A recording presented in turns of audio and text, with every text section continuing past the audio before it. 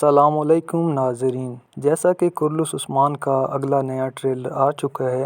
Marmara چک قلعہ کی فتح کے بعد عثمان صاحب کا اگلا ہدف کیا ہوگا؟ عثمان صاحب مارمارا چک قلعہ میں گورنر کس کو لگائیں گے؟ اگر وہ اس قلعہ میں آکتم بیگ کو گورنر کے طور پہ تعینات کرتے ہیں تو ترگت صاحب اس کو قبول کر لیں گے کیا عثمان صاحب اور ترگت صاحب کے درمیان میں دوریاں بڑھ جائیں گی یا یہ عثمان صاحب کی کوئی اگلی چال ہوگی؟ اگلی قسط میں نئی انٹری میں ہمیں سلجوقوں کے بارے میں کیوں دکھایا جائے گا؟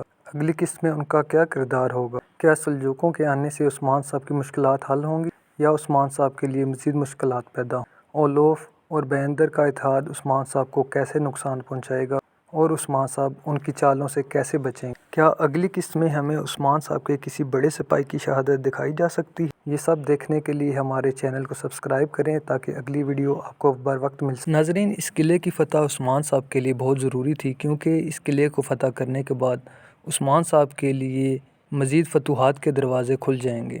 لیکن آپ اس قسط میں دیکھیں گے کہ ترگت صاحب عثمان صاحب سے کافی ناراض ہوں گے اور ہو سکتا ہے کہ ان کے درمیان اختلافات کافی شدت اختیار کر جائیں گے، اور اس کے پیچھے وجہ مارمارا چک قلعہ ہی ہوگا کیونکہ ترگت صاحب یہ چاہیں گے کہ عثمان صاحب مارمارا چک قلعے کی سربراہی بھی انہی کو دیں، لیکن ایسا نہیں ہوگا کیونکہ اس قلعے کی سربراہی عثمان صاحب آکتم صاحب کو دیں گے، کیونکہ پچھلی جنگ میں آکتم صاحب کا سالہ باتور شہید ہو جاتا ہے، اور دوسری وجہ اس کی یہ بھی ہے کہ ترگت صاحب کے پاس پہلے سے اناگول قلعے کی سربراہی موجود ہے۔ اسی ٹریلر میں ہمیں دکھایا جاتا ہے کہ عثمان صاحب اپنے ایک نئے سپاہی گربوز کا تعارف کروا رہے ہوتے ہیں جو کہ عثمان صاحب کے لیے کافی اچھی نئی خبریں لے کے آئے گا۔ اس آنے والی قسط میں ہمیں سلجوق سلطانہ کی حیثیت سے یعنی شہر میں اپنے بہترین سپاہیوں کے ساتھ داخل ہوتے ہوئے ایک سلجوق سلطانہ نظر آئے گی۔ سلجوقوں کی اس مداخلت پر عثمان صاحب کیسے قابو پائیں گے یہ ہمیں آنے والی قسط میں پتہ چلے گا۔ دوسری طرف اولوف اور بیندر صاحب کا اتحاد عثمان صاحب کو کافی نقصان پہنچائے گا۔